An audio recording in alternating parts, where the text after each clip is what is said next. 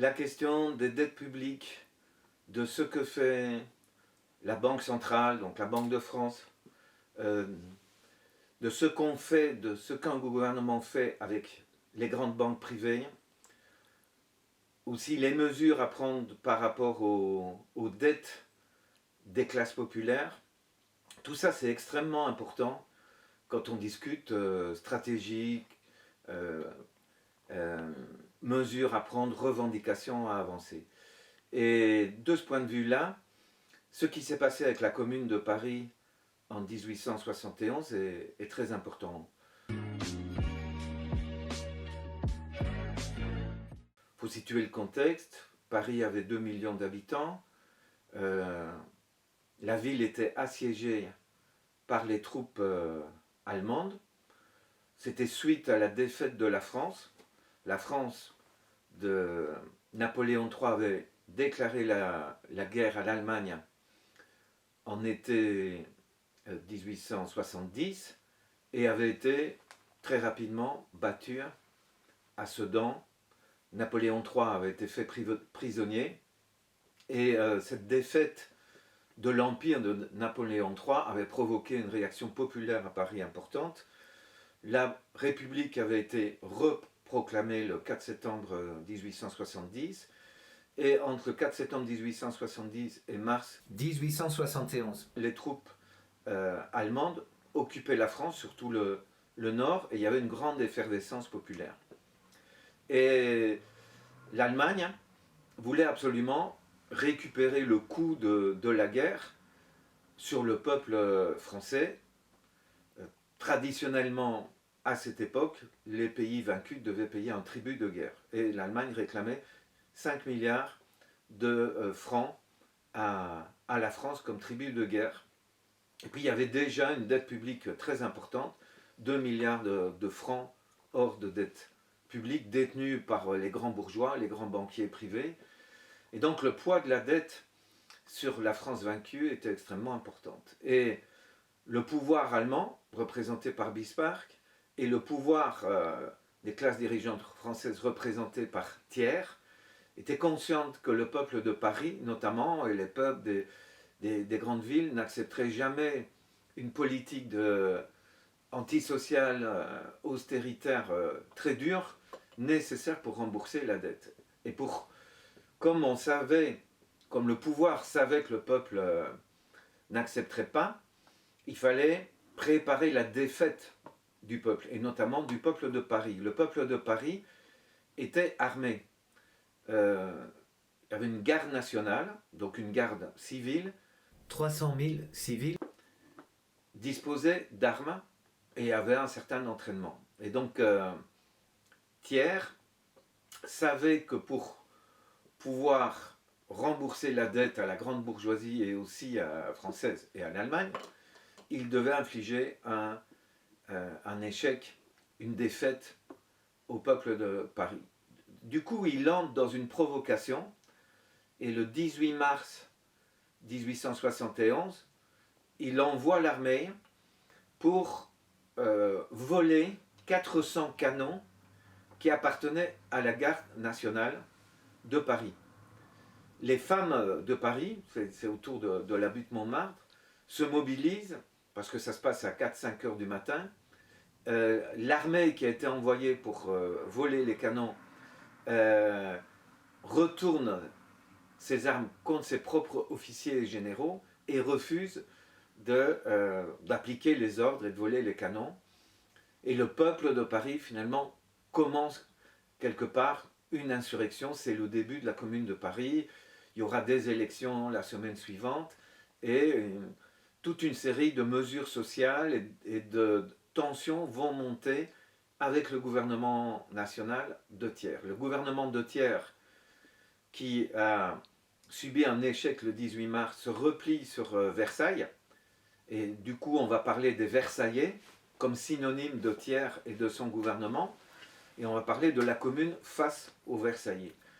Et ça va se terminer dans le sang lors de la semaine sanglante, la dernière semaine du mois de mai 1871. Et la répression va être absolument terrible. Près de 20 à 30 000 euh, communards vont être exécutés, quelquefois liquidés à la mitrailleuse, euh, et des milliers de communards vont être exilés, bannis de force, y compris en Nouvelle-Calédonie, comme Louise Michel, pour donner un exemple des bannissements.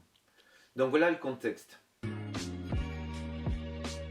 La commune a adopté toute une série de mesures sociales importantes, par exemple l'interdiction du travail de nuit pour les boulangers, l'interdiction faite aux patrons de coller des amendes aux ouvriers, la possibilité face aux patrons qui désertaient que les travailleurs reprennent les ateliers et les remettent en activité. Il y a eu aussi des mesures sociales prises par rapport aux dettes des classes populaires, parce que le peuple de Paris avait très fortement souffert des effets de la guerre.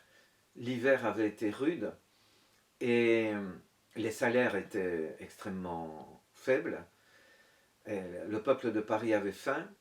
Et pour se nourrir, pour vous donner une idée, 80 000 couvertures, donc 80 000 ménages avaient mis leur couverture en dépôt au Mont-de-Piété, en gage au Mont-de-Piété, pour avoir un crédit de entre 3 francs et 10 francs de l'époque, de quoi s'acheter de la nourriture. C'est vous montrer à quel point la situation était dramatique pour le peuple de Paris, et donc il était fondamental que toute une série de mesures sociales soient prises.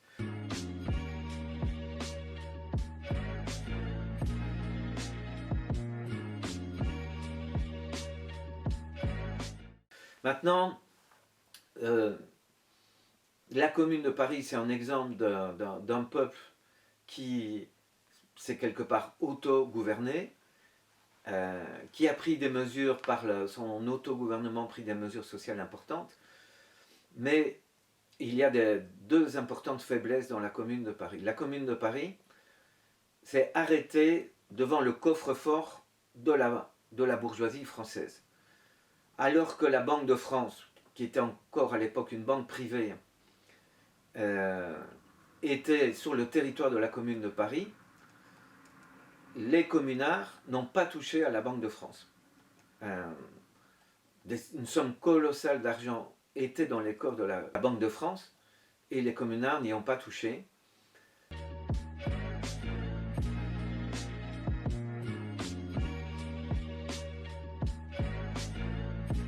La Banque de France a continué à financer le gouvernement de Versailles, le gouvernement de Thiers, en lui versant 20 fois plus d'argent que ce que la commune a reçu comme crédit. Donc c'est vous dire l'énorme erreur faite par la commune de Paris, ne pas toucher à la Banque de France.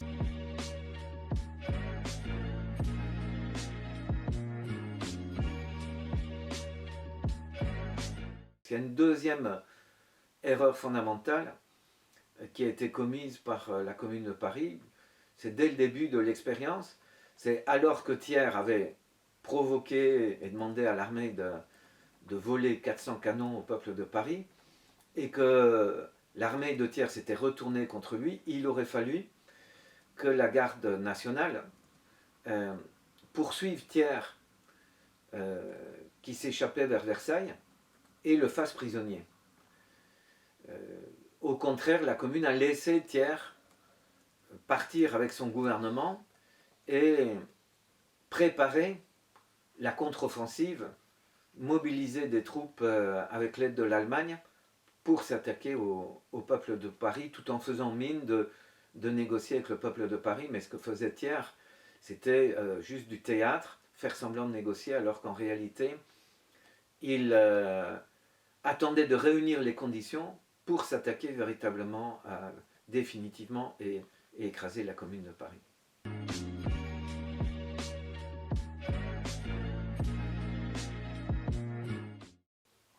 Alors les leçons à tirer justement de la commune de Paris, c'est que le peuple, ou ou un gouvernement qui prétend représenter l'intérêt du peuple doit absolument prendre des mesures très fortes concernant la Banque centrale, en France, la Banque de France, dans la zone euro, la Banque centrale européenne, puisque nous avons une monnaie commune. Il faut s'occuper des banques privées. En France, ça veut dire qu'il faut faire quelque chose par rapport aux grandes banques comme le Crédit Agricole, la Société Générale, BNP Paribas, BPCE, c'est les 4 grandes banques en France. Il faut aussi s'occuper de la dette publique. On en sait quelque chose. Aujourd'hui, la dette publique représente 120% du produit intérieur brut de la France. Je parle de l'année 2021. Et cette dette a explosé au cours des 2 dernières années suite à la pandémie. Et c'est clair que d'ici 6 mois, 1 an, certainement en tout cas après l'élection présidentielle de 2022, vous allez avoir toute une série de mesures qui vont être prises pour rétablir la discipline budgétaire, des mesures d'austérité, de grandes mesures antisociales qui vont être prises après l'élection présidentielle, certainement. Et si donc on ne fait pas quelque chose par rapport à la dette publique va servir d'arme pour justifier de nouvelles attaques profondes. Donc un gouvernement populaire doit prendre des mesures par rapport à la Banque centrale, à la Banque centrale européenne, à la dette publique, et enfin aux dettes des ménages aussi, parce que les dettes des ménages, dans certains cas, les ménages des secteurs à bas salaire ou à revenus tout à fait insuffisants, cette partie des classes populaires est très fortement endettée. Et on l'a vu dans la lutte des Gilets jaunes il y a quelques années, il y a toute une série de témoignages de Gilets jaunes disant qu'ils n'en pouvaient plus du côté des crédits qu'ils devaient rembourser quand ils doivent faire face aux dépenses de base. Donc il faut prendre des mesures aussi par rapport à la dette des classes populaires. Et il faut bien reconnaître qu'au cours des dernières années, lorsque la gauche est arrivée au gouvernement, notamment en Grèce en 2015, ben, elle a fauté. Elle n'a pas fait ce qu'il fallait sur ces questions centrales que je viens de mentionner. Et il y a un lien avec la Commune de Paris. La Commune de Paris, il y a 150 ans, n'a pas osé s'en prendre à la Banque de France, n'a pas osé prendre des mesures sur la question des dettes publiques et n'a pas annulé les dettes des classes populaires, elle les a allégées. Ça a préparé la défaite et ça s'est reproduit en Grèce en 2015. Le gouvernement, vous vous rappelez, de Tsipras, Premier ministre, le peuple grec avait voté massivement pour une expérience de gauche, et bien le gouvernement, finalement, face aux institutions européennes qui étaient intransigeantes, le gouvernement n'a pas osé suspendre le paiement de la dette publique, n'a pas repris le contrôle de la Banque de Grèce, ne s'est pas opposé à la Banque centrale européenne, n'a pas pris des mesures pour annuler les dettes des classes populaires grecques, et ça a finalement produit la capitulation de Tsipras, et ça a eu un effet mauvais, un effet négatif en Europe, parce que au contraire, si Tsipras avait montré qu'il était possible de mener une autre expérience, ça aurait donné vraiment de l'élan ailleurs en Europe, au Portugal, en Espagne, en France.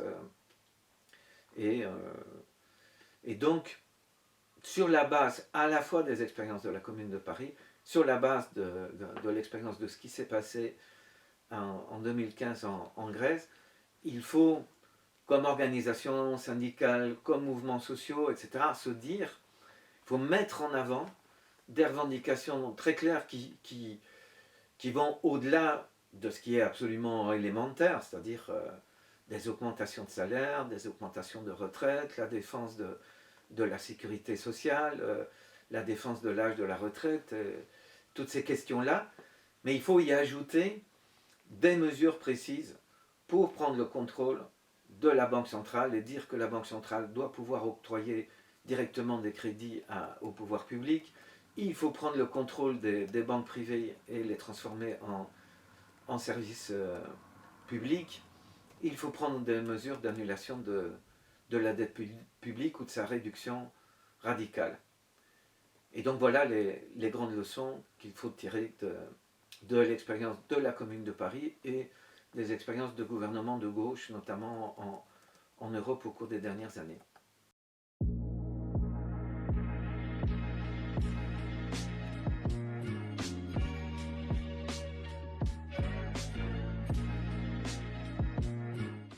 Je vais présenter quelques mesures qui pourraient être prises par un gouvernement en France s'il voulait réellement servir les intérêts de la population et mettre en œuvre un autre type de politique que celle qu'on a connue au cours des 40 dernières années de néolibéralisme. Il faudrait réduire radicalement la dette de la France. Une première mesure concerne la partie des dettes de la France qui sont détenues par la Banque Centrale Européenne. Il faut savoir que les dettes totales de la France au niveau public représentent 2700 milliards d'euros.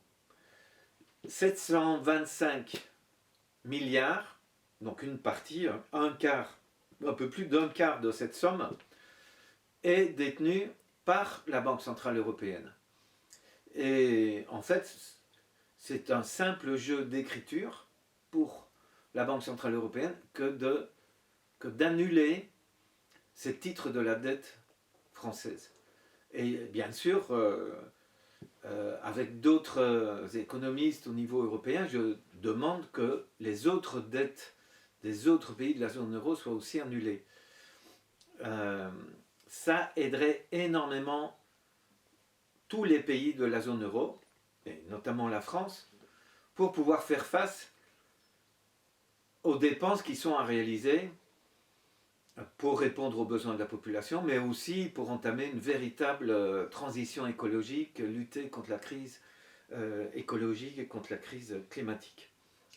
Donc première mesure sur la dette, annulation d'un quart de la dette française, celle qui est détenue par la Banque Centrale Européenne. C'est tout à fait facile à réaliser techniquement.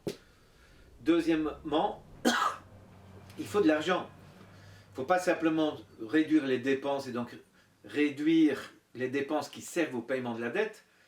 Il faut de l'argent pour augmenter les dépenses utiles, c'est-à-dire les dépenses pour améliorer les conditions de vie de la population. Et là, il faut taxer les riches, c'est certain. Il faut taxer les grandes entreprises, notamment les GAFAM, donc Google, Apple, Facebook, Amazon et autres grandes entreprises de ce type-là. Il faut évidemment que les entreprises du CAC 40 versent leur écho au pot commun au lieu de distribuer systématiquement des centaines de milliards de dividendes à leurs gros actionnaires. Et il faut une taxe aussi importante sur le patrimoine du 1% le plus riche. Ça pourrait ramener quelques centaines de milliards d'euros dans la trésorerie française pour une série de dépenses tout à fait nécessaires.